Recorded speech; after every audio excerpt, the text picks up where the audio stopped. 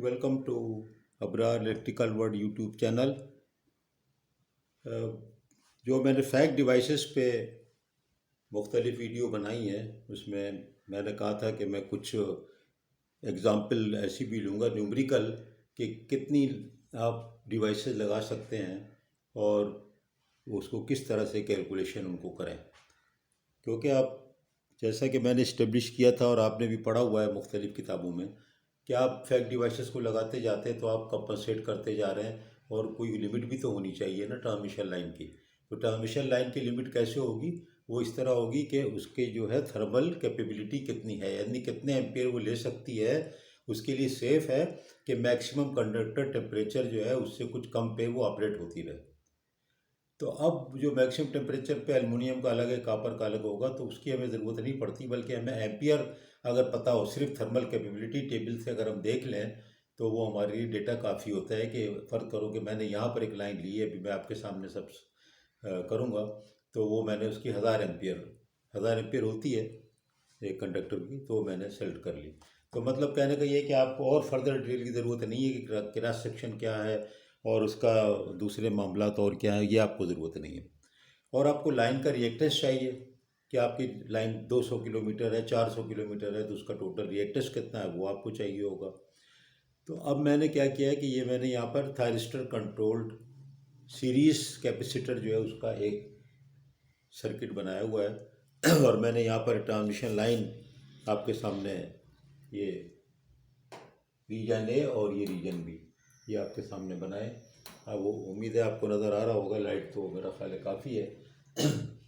अब यहाँ पर ये लाइन का रिएक्टेंस एक जगह मैंने कर दिया, पूरी line between A and B. थोड़ी वीडियो लंबी हो जाएगी, लेकिन ये कि तसल्ली रखें, मुश्किल नहीं है, बड़े आराम से ही सब कुछ समझ में आ जाएगा। और इस तरह के न्यूमेरिकल आपको बहुत आसानी से मिलते भी नहीं है कि कैलकुलेशन कर सकें आप डायरेक्ट फील्ड में हो या आप डिज़ाइन साइड पे हो। तो ये 55 ओम इसका मैंने रिएक्टेंस टोटल लाइन का लिया। फिर हमें दोनों वोल्टेजेस चाहिए होंगे कि दोनों एंड पे वोल्टेज क्या है, तो मैंने आपको बताया कि आप कांस्टेंट भी ले सकते हैं यानी वोल्टेज दोनों एंड पे बराबर भी कर सकते हैं, ले सकते हैं। अजम्पशन है, अगर आप उसको अलग लेंगे, यहाँ 240 ले लें, वहाँ 220 ले लें, 230 ले लें, 210 ले लें, कोई बात नहीं, वो फार्मूले में उसी तरह इस्तेमाल हो जाएंगे। तो ये कोई ज़रूरी नहीं है कि आप जो है बराबर ले। मैं ज़रा कैलकुलेशन की आसानी के लिए मैंने बराबर किया है, वैसे तो कोई फ़र्क नहीं पड़ रहा, कैलकुलेटर यूज़ करेंगे। फिर हमें क्या चीज़ चाहिए होगी? हमें चाहिए कि दोनों बसेस के दरमियान में एंगल कितना है। वोल्टेज चाहिए होता है ना, वोल्टेज क्या चीज़ को फ्लो कराता है? वो रिएक्टिव पावर को। मैंने बराबर कर लिया तो इसका मतलब रिएक्टिव पावर इसमें फ्लो नहीं होने वाली। और मैंने एंगल डेल्टा जो इक्वेशन में हमेशा से है वो क्या है? वो रिसीविंग सेंडिंग एंड या दो रीजन के दरमियान का एंगल है, दो रीजन के वोल्टेज के दरमियान का एंगल है डेल्टा। वो मैंने ले लिया 15 डिग्री, यानी एक तरफ 15 लिख दिया, इधर ज़्यादा और इधर 0 लिख दिया। इससे साफ पता चलेगा कि पावर इससे ए में बी में जाएगी। अगर मैं इधर 0 कर दूं और ये 15 कर दूं तो पावर इस 15 से इधर की तरफ जाएगी, एक्टिव पावर। रिएक्टिव पावर वहाँ से जाती है जहाँ पर वोल्टेज ज़्यादा होता है, वो मैंने अभी कांस्टेंट लिया हुआ है। तो ये तो एक बेसिक डेटा हो गया जो चाहिए। हाँ, एक बात और है कि जिस तरह वोल्टेज में ये ज़रूरी नहीं है कि बराबर लें, इसी तरह ये ज़रूरी नहीं है कि एक को 0 लें, एक को 15 लें। आप यहाँ पर लिख दें 25, अगर फ़र्क करो ये आ रहा है, पूरा नेटवर्क है ना। आप सिस्टम स्टडीज़ किया तो आपने यहाँ पर आ गया 25 और यहाँ पे आ गया 15, तो वो डिफरेंस जो है डेल्टा आप लेंगे माइनस करके, उसको कहेंगे 10 डिग्री। ठीक है ना। तो ये ज़रूरी नहीं है कि एक को 0 लें और एक को लें, बल्कि मैं यहाँ पे कर देता हूँ ताकि कल को आपको जब ये देखें तो आप ये ना समझें कि ये 0 डिग्री ही लेना है। मैं करता हूँ यहाँ पर 20 और यहाँ पर एंगल को करता हूँ 5। अब यहाँ पर जो डेल्टा होगा तो फ़ायदा ये होगा कि मैं डेल्टा यहाँ पे निकालूंगा, तो मैं लिख दूंगा 20 - 5, तो delta is equal to 15 degree. तो ये मैंने इसलिए कर दिया कि थोड़ा सा आपको ये याद रह जाए कि ये बराबर नहीं लेने। इसी तरह वोल्टेज तो आपको याद रहेगा कि फिर आप फार्मूले में जब भी करेंगे खुद ही देख लेंगे। तो मैंने अभी आपके लिए बदल दिया, इसीलिए मैं वाइट बोर्ड पे चीज़ों को बहुत से करता हूँ, क्योंकि अगर मैं स्लाइड बना लेता हूँ तो फिर मैं खाली मुंह से कहता हूँ तो फिर वो स्टूडेंट को बाद दफ़ा सुनने में सही नहीं आता। मेरा आवाज़ है, रिकॉर्डिंग है, सारी चीज़ें हैं, तो इसलिए मैं इस तरह करता हूँ। अब आपको समझ में आ गया? 0 लिखो या डिफरेंस की बात हम करेंगे, ना कि हम इनके एब्सोल्यूट बस angle, torque angle, power angle, ये रोटर एंगल, ये सब कुछ यही है आपकी याद दहानी के लिए। ठीक है। सवाल ये है कि कैलकुलेट करें, ये क्या है, ये लाल में 3 बना दिए, ये मैंने Q1 Q2 Q3 लिख दिया। ये सब जो है ये TCSC हैं, थायरिस्टर कंट्रोल्ड सीरीज कैपेसिटर हैं, 1 2 3 कैपेसिटर लगा दिया। और इसको कंट्रोल करने के लिए यहाँ पर, क्योंकि अगर ये डायरेक्ट सिर्फ यही लगाएंगे तो कंट्रोल कैसे करेंगे, तो कंट्रोलर जब यहाँ पे लगाते हैं, ये आपने लगा दिया बैक टू बैक थायरिस्टर, और उसके साथ एक रिएक्टर्स लगा देते हैं ताकि फिर वो कंट्रोलेबल करने के लिए जितना ज़रूरत हो। अब आप देखें कि क्या हो रहा है। अगर बिल्कुल सिंपल बात बताता हूँ कि अगर ये आप ओपन हो, ये यानी ये सर्किट यहाँ से ओपन हो, यानी दोनों ही नॉन कंडक्टिंग मोड में हो आपके थायरिस्टर, तो ये सीधा सीधा ऐसे करंट जाएगा, यहाँ से जाएगा ही नहीं। तो ये 12 ओम जो है पूरा का पूरा कैपेसिटिव रिएक्टेंस जो है ये सीरीज़ में आ जाएगा, यानी इफेक्टिव रिएक्टेंस क्या हो गया, 12 ओम। लेकिन अब मैंने कहा कि नहीं, इसको फुल्ली कंडक्टिंग कर दो, ऑन कर दो।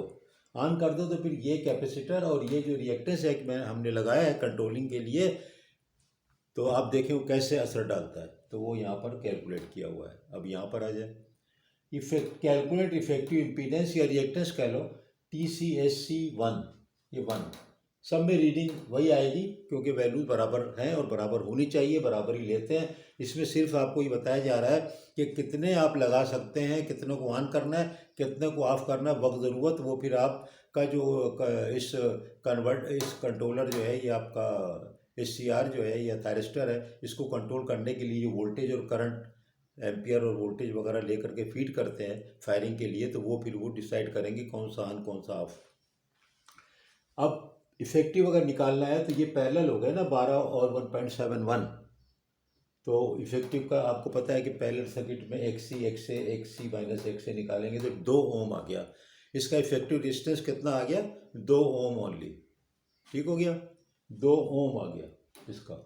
ये इंडक्टिव ही होता है क्योंकि अगर आप इसको XC को माइनस करेंगे तो नीचे ये XC माइनस, यहाँ माइनस, ये XA को प्लस करना पड़ेगा इंडक्टेंस को, और यहाँ जब माइनस करेंगे तो वो माइनस ऊपर और माइनस नीचे मिलके ही पॉजिटिव ही आएगा। तो ये याद कर लें कि इफेक्ट जो है इंडक्टिव ही होता है। मैंने बता दिया एडिशनल, कोई ज़्यादा दिमाग पे जोर ना दें, लेकिन आप ये याद कर लें कि इसका इंडक्टिव होगा। तो जवाब ये आ गया, इंडक्टिव हो गए 2। अगर इस तरह सब तीनों ऑन कर देंगे तो ये 12 की जगह 2 ओम रह जाएंगे सिर्फ इंडक्टिव, तो उसमें ऐड हो जाएंगे। अब क्या है, अब मैं कहता हूँ कि यार ये थर्मल लिमिट कंडक्टर की जो है 1000 एम्पियर है, तो वोल्टेज कितना है, 220 है, तो कितनी पावर इसमें कितनी पावर फ्लो हो सकती है। ठीक है, तो आपके पुराने ज़माने का फार्मूला VI cos फाई, मैं रिएक्टेंस को हम लोग रिएक्टिव पावर को कंसीडर नहीं कर रहे हैं, तो VI cos फाई से ही कितना हो गया, ये आपके सामने आ गया। यहाँ पर ये नज़र आ रहा है आपको, ये आपके सामने, यहाँ तक बस देखें आप ये। तो ये ऊपर जो लाल है, ये मैंने इसीलिए लाल हरा नीला कर दिया है कि देखें ये जो इसके थ्रू जो है आपकी लिमिट थर्मल कैपेसिटी से कितनी है, 380 मेगावाट, ये वाली ऊपर।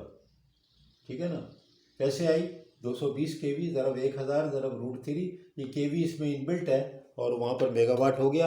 अगर चाहो तो बाद में कन्फ्यूजन ना हो तो हम यहाँ पर ऐड कर लेते हैं 220 और इंटू 1000 इंटू 220, तो ये 220 kV का 220 हो गया, तो फिर ये मेगावाट हो गया ना, 3 ये 6 और ये ज़रा 220 इंटू √3 380। तो ये P को यहाँ पर 1000 से ज़रब करेंगे तो ये फिर जवाब इसका आपको मेगावाट क्लियर हो जाएगा। तो हो गया क्लियर कि आपके पास ये आ गया कि यहाँ पर ये इस फार्मूले से, ये बेसिक फंडामेंटल फार्मूला है, nothing to do with FACTS devices. ये जो है ये भी आपका फंडामेंटल फार्मूला है, nothing to do with FACTS devices. देखिए किस तरह बेसिक नॉलेज को इस्तेमाल करा जाता है टू डिज़ाइन द कैपेसिटर, कितने ब्लॉक लगाने और कितने ऑन ऑफ रखने हैं। अब आपको देखो, अब ये चीज़ जो है ज़रा आप गौर से देखें, 380 मैक्सिमम पावर फ्लो करानी है और आपके पास पावर इक्वेशन अब आ गई है नए ज़माने वाली जो आपने अभी बड़े होके सीखी, ये वाली, P is equal to E² sine delta. अब E² मैंने क्यों लिख दिया कि 220 बराबर लिया हुआ है। अगर आपके पास 220 बराबर ना हो तो फिर आप इसको यहाँ पर उसी हिसाब से वोल्टेज लें, ठीक है ना, तो उसके हिसाब से वैल्यू चेंज हो जाएगी। मिसाल के तौर पे अगर आपके पास ए पे जो वोल्टेज है ई है वो बराबर है 220 और ई बी जो वोल्टेज है वो बराबर है 210। तो फार्मूले में आप यूँ लिखिएगा 220 इंटू 10⁻³ इंटू 210 10⁻³ और फिर इंटू साइन डेल्टा और डिवाइडेड बाई एक्स। ठीक है ना। तो ये मैं क्लियर इसलिए करता जा रहा हूँ कि ये आपको आसान हो जाए। अब ये जो है ये फार्मूला जो है आप इसमें देखें कि ये फार्मूला ये तो मैंने क्लियर किया कि यार ये स्क्वायर और 220 पे आपको फिर कन्फ्यूजन क्लियर कर दिया कि बराबर होना ज़रूरी नहीं है। अब देखो ये फार्मूला यूज़ कर रहा हूँ मैं जो नज़र आ रहा है 380 कहाँ से आया 380 मैक्सिमम कैपेबिलिटी है थर्मल कैपेबिलिटी मेगावाट में किसकी लाइन की कहाँ से आई 1000 एम्पियर उसको मुझे पता है थर्मल कैपेबिलिटी है टेबल से लिए और वोल्टेज यहाँ पर 220 मैंने लिया है ई स्क्वायर इसको यहाँ पर स्क्वायर नहीं है यहाँ पर स्क्वायर है तो ये मैंने 220 का स्क्वायर लिख दिया और ये समझ जाएं यहाँ पर कि 220 के साथ यहाँ पर बिल्ट इन है सब मेगावाट है ये तो ये कैंसिल होकर के ये एक्स इफेक्टिव मैंने कैलकुलेट किया ये देखें ये और ये साइन डेल्टा ये साइन 15 एंगल 15 कर दिया ना ये 20 और 5 380 10⁻⁶ तो जवाब क्या आ गया 33 ओम। अब देखो ये जवाब जो आया ना ये बड़ा इंपॉर्टेंट है। ये कह रहा है इसका क्या मतलब हुआ इसका मतलब ये है कि 33 ओम इफेक्टिव रेजिस्टेंस होना चाहिए लाइन का कंप्लीट लाइन की रिएक्टेंस समेत। आप अपने TCSC को इस तरह से मैनेज करें कि नेट जो रिएक्टेंस आए लाइन का वो 33 ओम रह जाए और लाइन का रिएक्टेंस है कितना ये लिखा हुआ है 55 ओम। तो 55 ओम को इस तरह मैनेज करना है कि 33 पर आ जाए। अब ये एग्जैक्ट बिल्कुल नहीं आएगा आप देखें कि किस तरह मैं आपको एक छोटे से कैलकुलेशन बताता हूँ। बड़ा सिंपल बात हो गई। अब हमने कैलकुलेट कर लिया कि अगर आप फुल्ली कंडक्ट करो तो 2 ओम रह जाता है और अगर ओपन कर दो तो 12 ओम वापस आ जाता है। अब इसी थ्योरी को इस्तेमाल करते हुए ये मैं मिटाता हूँ। ये मैंने समझाया था आपको। फ़ायदा यही है वाइट बोर्ड का कि चीज़ें समझाने के लिए लिखो और फिर उसको मिटा दो और गलत भी पढ़ा दो तो मिटा दो तो बच्चे कंफ्यूज हो जाएंगे। अब क्या करूं कि मैं निकालूं कि यार 33 कैसे आएगा। How to get x effective is equal to 33 ohm to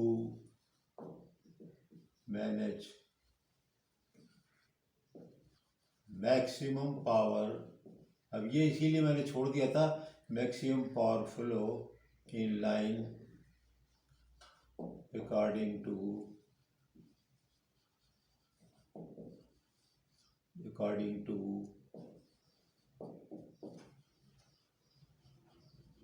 thermal capability। कैसे करूं। अब देखो एक्स इफेक्टिव निकालना है मुझको। अब खुद ही सोचो कि एस इफेक्टिव आपको कितना है कितना चाहिए 33 ठीक है। अब मैं क्या कर रहा हूँ 55 तो है मेरे पास। अब ये जो 2 ओम रह गया मैंने बताया ये इंडक्टिव ही होता है। ये इंडक्टिव होता है आपको मैंने बता दिया। आप वीडियो को पीछे करके देख लें कि इंडक्टिव क्यों होता है। बहरहाल इसको याद कर लें। तो ये भी इंडक्टिव है ये तो ऐड होगा ठीक है।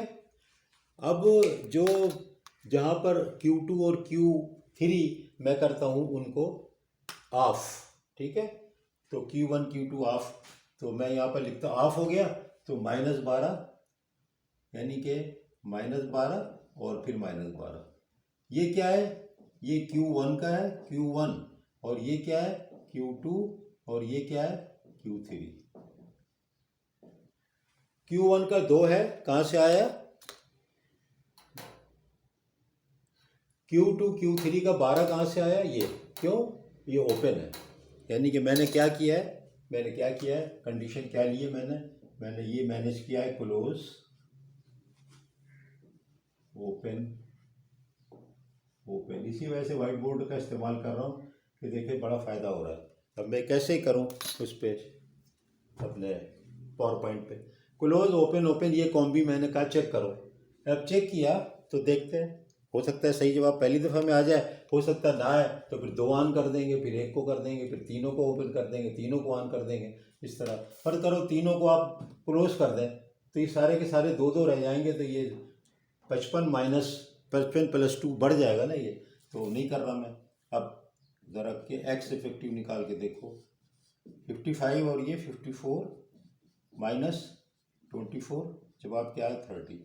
अब ये 30 देखो, ये 33 से बिल्कुल तकरीबन क्लोज है ना, अप्रॉक्सीमेटली। थोड़ा बहुत तो एरर तो वैसे सारे डेटा में ही है ना, ये थोड़ी कि एग्जैक्ट 220 है, 230 है, 221 नहीं है। तो देखो ये इसका मतलब है कि सिलेक्शन सही है कि आप जो है Q1 को ऑन रखें फुल्ली कंडक्टिंग पे और उन दोनों को ओपन रखें, तब उस वक्त आप ट्रांसमिशन लाइन की मैक्सिमम थर्मल कैपेबिलिटी का फ़ायदा उठा सकेंगे। और कोई कॉम्बिनेशन करेंगे तो या तो पावर कम हो जाएगी या पावर ज़्यादा हो जाएगी, तो दोनों केस भी ख़तरनाक होंगे। ठीक है ना। मिसाल के तौर पे आप ये सारे के सारे ओपन कर दें तो 12 12 12 36 हो गया। अब 36 हो गया तो इफेक्टिव 36, यानी सारे क्लोज है ये 12 12 12, तो क्या हो गया 55 माइनस 12 माइनस 12 माइनस 12, तो ये हो गया 55 माइनस 36 इज इक्वल टू, तो अगर छः 9 19। तो यार कितना खतरनाक हो गया ये तो। देखिए ना 19 जब रखेंगे तो पता नहीं जवाब कहाँ पहुँचेगा। इतना कम कर देंगे, अगर 33 से 19 कर देंगे, इसका मतलब है तीनों नहीं ऑन हो सकते।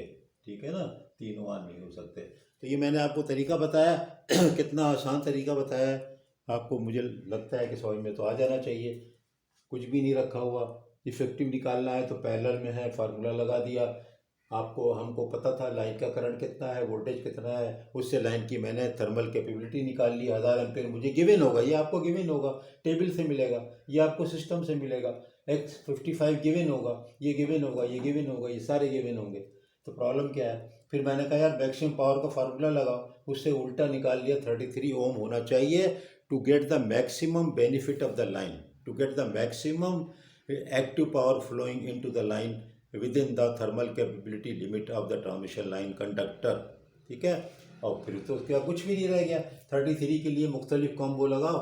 मैंने एक कहा कि एक को क्लोज कर लो, उसका 2 आ जाएगा, बाकियों को ओपन रखो, 12 12 माइनस करो तो 54 24, और ये आ गया, नहीं 54 नहीं 57, ये तो प्लस है ना, और बेहतर आ जाएगा जवाब 57, और सॉरी 7 में 4 गया 3, ये देखो 33 आ गया। ये देखा 7 में 4, मैंने तो बिल्कुल सही जवाब निकाल लिया।